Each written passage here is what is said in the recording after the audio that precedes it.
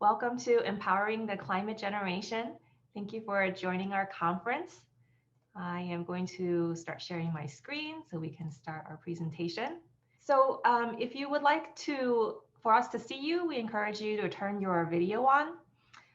In addition to myself, we have Susan Adams, who is in charge of answering questions in the chat. So if you have any questions, put them in there and we can get to them at the end as well as throughout the presentation. And let's go on to some introductions here. So I'm Clara Fang. I'm the Student Engagement Director for Citizens Climate Lobby. And my co-presenter today is Elliot Smith. He is a student at University of Michigan, Ann Arbor, and the group leader of their CCL chapter. All right, so I'm to go over a little history of student engagement at CCL. We started the Higher Education Action Team in 2016, just myself and a few other educators. We started the Higher Ed Allies program in 2017, which basically works with our non-student volunteers to do outreach to students. In 2018, we launched the website and the Campus Leaders Program, which engages students to start climate campaigns and CCL chapters at their colleges and universities. In 2018, the Regional Fellows Program was launched to provide a support system to campus leaders and to help us recruit more students to CCL. In 2019, we consolidated our internship program so that we offered both internships with CCL National with our staff and also through our local chapters. In 2019, we started the Youth Action Team for youth who are under 18. In 2020, I officially became the Student Engagement Director. So I'm going to tell you a little bit about each of these programs, which are ways that students can get involved with us, as well as how non-students can help other students get involved and where we are with them. So we currently have 10 regional fellows. These are our advanced student organizers who have previous experience, and they help us conduct outreach in higher education, recruit more students to our programs, and also support and mentor our current campus leaders. We are actually in the process of looking for 4 new regional fellows in the Third Coast region, Mid-Atlantic, Appalachia, and Greater Pacific Northwest. So if you think you might be qualified or know some people who are, please refer them to me and have them apply online. Our Campus Leaders Program currently have 54 students. So students enter via a regular track or an accelerated track. On a regular track, these students are those that don't have previous experience with CCL. So we help them build their political muscle, learn organizing and climate advocacy skills. They have biweekly calls with the regional fellows. They can earn 1 credit or certificate for doing climate advocacy with us. And it really prepares them to start a campaign or chapter with us. The accelerated track is for students who are have some experience with CCL and can jump right into organizing a chapter.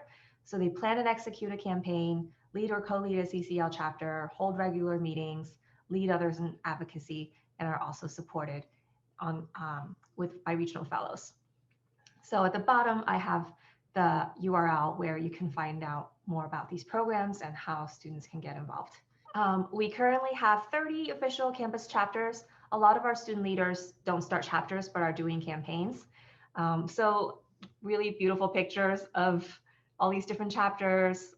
We have students who got endorsements with their college president, student groups lobbying in DC. The New York student group presented at the UN Climate Summit. And really doing empowering, amazing things. Our internship program has gotten so much interest. We brought on 43 interns in the fall of 2020, which is more than we've ever had before. And we have both paid positions and unpaid positions. Here's a bunch of them. And you can apply and find out more at citizensclimatehighered.org/chapter interns. The Climate Advocacy Methods program is something we started this summer, at first in response to the pandemic and giving students a way to participate with us virtually. It's a 12-week program leading to a certificate of completion, and the participants attend 9 sessions of CCL's core volunteer trainings. They post items in a discussion forum, attend a conference, write and submit a letter to the editor or op-ed, plus some other activities. So it's a really great way to jump in, learn about us, but not taking a leadership position right away, just doing the training.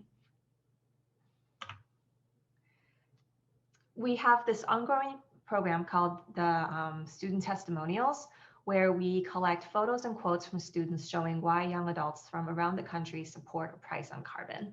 We also are on social media, so I encourage you to find us there. Our website, citizensclimatehighered.org, explains all of the programs that I just shared with you. And also you can find lots of resources on organizing, educating, connecting with other youth climate groups. So it's kind of the one-stop shop for all things related to students.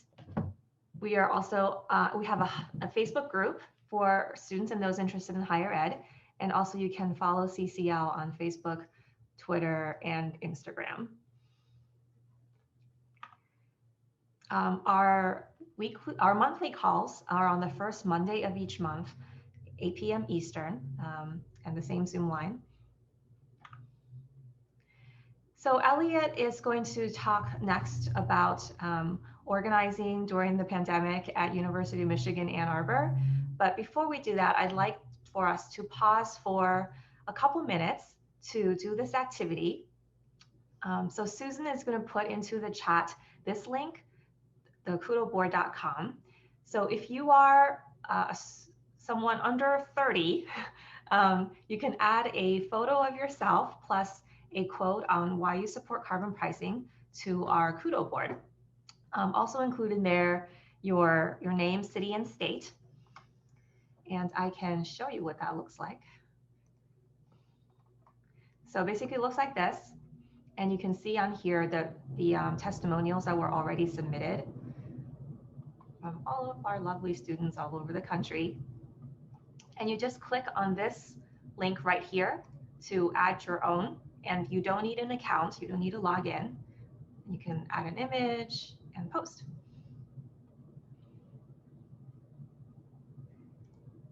If you have already done this activity or you are over 30 years old, then you can follow us on one of the social media platforms. And for those of you who are over 30 or are not going to do one of these, you can just scroll through and read them if you haven't had a chance to do that. They're very sweet and interesting. Yeah, I also put in there a link to our Facebook group. And Susan, if you want to drop in the links for Instagram, Twitter, and all that, that would be great too. So you can finish that activity and we'll go on to Elliot. Let me do the share again. Awesome. Thank you, Clara. It's really good to be here today with everyone. So as Clara mentioned, I'm one of the 2 co-presidents of our University of Michigan CCL chapter. I myself have volunteered with CCL since I was 16, so 4 years ago, but I've been a member of our campus chapter for going on a year and a half now. So just for a little bit of history, our chapter was founded in 2018 by Catherine Garton. She's one of the regional fellows now that you saw on a previous slide. There's also a Ann Arbor City chapter for non-college students, and so we work with them a lot on, various events that we do, getting to conferences, stuff like that. So it's a good relationship there.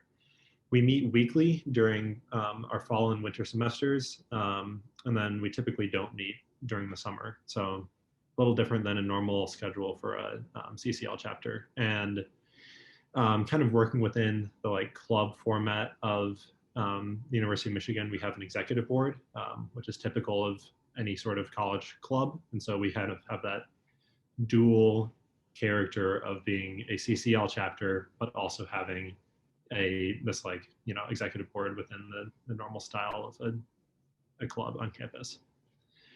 And so the way we break down our chapter and kind of give people more opportunities to get involved directly with advocacy is we have these 5 different action teams. Typically we'll start the meetings together. Maybe I'll do a quick presentation about like bipartisanship or public opinion polling. And then we break into these action teams. And so the first one of those is Grasstops, which is seeking endorsements within the university and also around Ann Arbor. The second one is Grassroots, which leads informational presentations around campus and is in charge of collaboration with other student organizations. Media runs both our social media and outreach to like traditional media, so letters to the editor. Advocacy is kind of our catch-all term for fundraising, conference planning. Yeah, and then events is social events on campus, also events to people outside of our chapter, but that we're trying to bring in for like a day of advocacy. So just to get into those a little bit more about how they normally work in a non-pandemic setting before we get into how this year has changed things. So the Grasstops team has had some success. Bivouac is a local outdoor recreation store that we got to endorse HR 763. Dr. Andrew Hoffman is a professor at our business school who we brought on as an endorser. And then very recently, Dr. Neil Hawkins, who's the president of the Herb Institute at the University of Michigan, signed on. So really cool stuff there. Grassroots, we've presented to professional fraternities, including one that's like sustainability related, and student governments. One that I was a part of was presenting to the sustainability graduate school, their student government. And then a cool event that we did that's pictured here was a joint event between Citizens Climate Lobby, the UM chapter of the College Republicans, and Students for Carbon Dividends, which is somewhat similar to the CCL. They advocate for the Baker-Schultz carbon dividends plan, tend to be a little bit more conservative. So there's kind of that like finding conservative solutions to climate change bent to the event. So we've been interviewed in the Michigan Daily, which is our campus newspaper. We've had 2 letters to the editor published in big national newspapers. The one on the right here, one of our members last year got this published in the Houston Chronicle. And then actually last week, one of our members got published in the Detroit Free Press. So really cool, really proud of both of them for that, definitely a big thing. And then this semester, especially, we've been trying to grow our online presence. It's really important since that's like the one way that people on campus really see us now that we're fully virtual. And so building our following on those, putting out good graphics and information has been really important. And then for the advocacy team, some successes there are that we've had at least a couple representatives and oftentimes closer to 10 at every regional and national conference since June 2019, which is awesome. And then I wasn't a part of these meetings, but we had at least one member from our chapter in a bunch of meetings with Dan Kildee leading up to his co-sponsorship announcement. So that was really cool. And then finally, something that we really like to do is every semester host a Callin Night that's open to people outside of our CCL chapter. It looked a little different this semester, but typically we meet, we really try to advertise this heavily. We have cookies there to incentivize people to come. And it ends up being a really cool night for people that otherwise maybe don't have the time to be in CCL to learn about us and also get some good advocacy in. So then obviously this year things are different, definitely more challenging. And so I guess I'm gonna go into some of those challenges, but also maybe some of the ways that we've worked around those. So probably the biggest issues with being online are that our options for what kind of events we do are a lot more limited. So for instance, that Callin Night, we don't have cookies to incentivize people. It's all over Zoom. so you don't get like that atmosphere, people all calling their members of Congress, which is usually really cool. So we had to do it over Zoom, tried to incentivize people with a couple games of Among Us, but attendance was definitely lower this year, which I kind of expected. That brings me to the second point, which is just meeting attendance is lower. I'd chalk that down to people are in Zoom class all day. So going to another Zoom meeting is just kind of draining. We still do have 10 to 15 people who are pretty regularly attending meetings, but that's down from around 25 in previous years. So that's definitely a challenge. And then finally, at the University of Michigan, which is really, really large, clubs kind of serve the role of, you know, meeting people and making friends. And so it's really important to make our chapter friendly, positive atmosphere, and for people to really feel like they're bonding with the people there. That's harder over Zoom. We've tried doing some more like game night type things. We did actually do one in-person bonfire with masks on that was really good. So it's a challenge, but I think we've managed. And so we ultimately haven't changed that much other than switching over to Zoom, and I think that has worked. We've kept our weekly meeting schedule, keep trying to emphasize like big wins to keep people inspired and engaged. Had to get some kind of creative. So that collage there was all of us taking pictures of ourselves watching the debate. We put that all together and posted it on social media. We've done this various social media campaigns like the climate voter thing in the lower right, where we had people post on their Instagram stories while they were a climate voter trying to get turnout up. And then, as I mentioned, Among Us, we played a lot of that this semester. It's been fun. For the older people in the crowd, it's a really, really big game right now. It's cute, it's fun. Yeah. And then a challenge this semester is that we have our executive board elections in December. And so we had to try to identify new younger leaders for the chapter when we couldn't actually meet them in person. And so a couple of the people that I anticipate running at our election next week, I actually have almost never interacted with in person. So that's really weird. But I think we've still been able to find some success in like identifying people who are really engaged, giving them more leadership roles, and kind of moving them on the path to being part of our official leadership. So I hope all that information dump was helpful, but we also have time for questions, and so I'm happy, as well as Clara, to answer anything more specific. Right, so we are going to go back to videos of all of you. Nice to see all your faces. So we have 10 minutes for questions. And we have some questions, Clara. So let's see. Let's get started with one from Margaret Chen. Can students under 18 also do the core volunteer training for a certificate? She's a chapter leader in Maryland and has some young members. Yes, they can. And once, if they want to get involved with us, we have the youth action team for those who are in high school and middle school. Awesome, thank you. From Dodie Jones, do your student groups work with students for carbon dividends? Yeah, we do. So I talk with Alex Posner pretty regularly, and we try to collaborate and be aware of what each other is doing. And I know that Alex has also participated individually with some chapters. Like he recently gave a talk at Georgetown University at the request of their CCL chapter.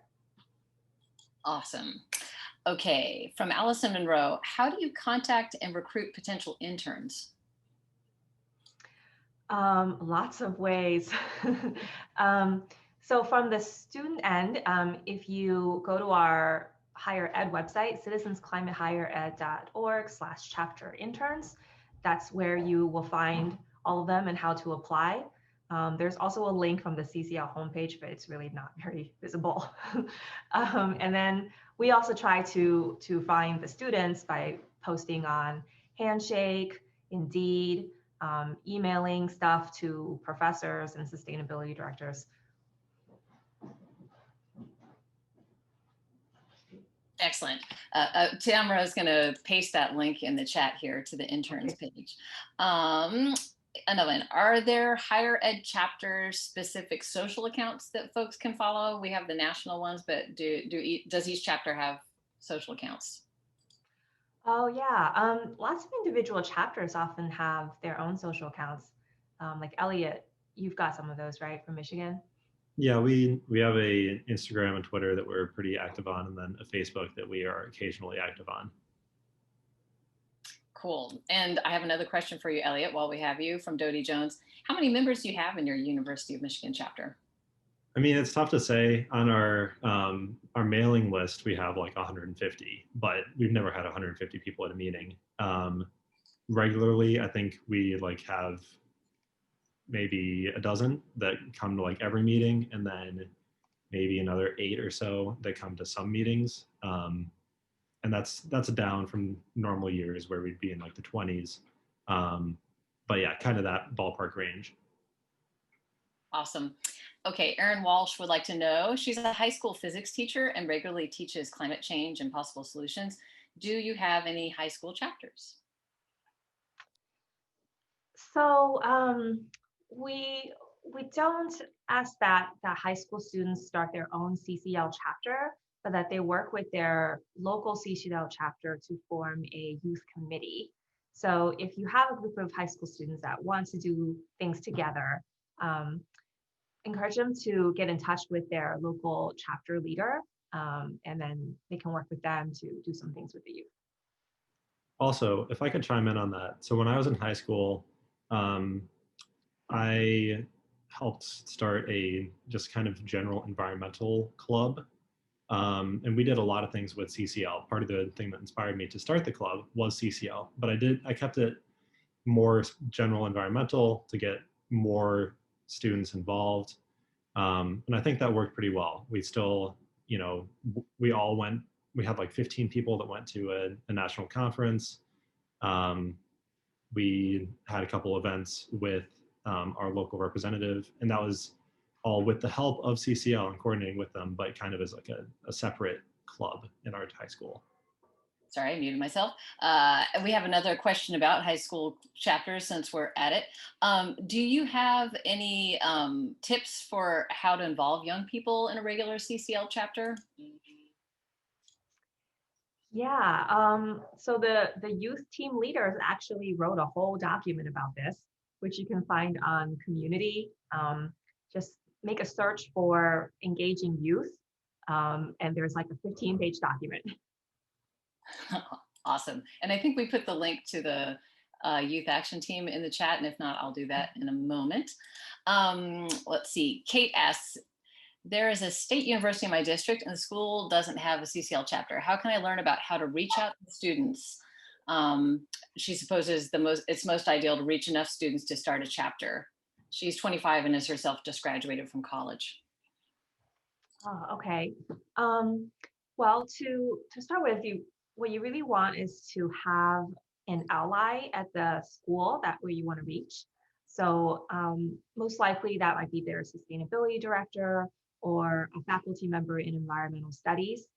And cultivating some kind of relationship with that person will help you reach the students on the campus who are interested in climate change. Maybe you'll get to do a presentation there or table. And then once you find some students who are interested, we have a lot of resources for engaging them and developing them into leaders. Awesome. Thank you so much. From John McAtee, University of Iowa in Iowa City, where he lives. Whoops, I just lost your question. There it is. They have a sustainability certificate for students in any major. Can a course be a part of this program? Which course? So their sustainability certificate course, they have like a 24-hour sustainability certificate program. So he's wondering if that program could also be involved with CCL in some capacity. Oh, well, if you can connect them with me, that'd be great. Awesome. And then Claire asks, she sees that there were not any major chapters in the Midwest, Illinois specifically. How would one theoretically be made? And would you need a bunch of chapters from various colleges in the state? Yeah, we have more chapters in Michigan and Ohio.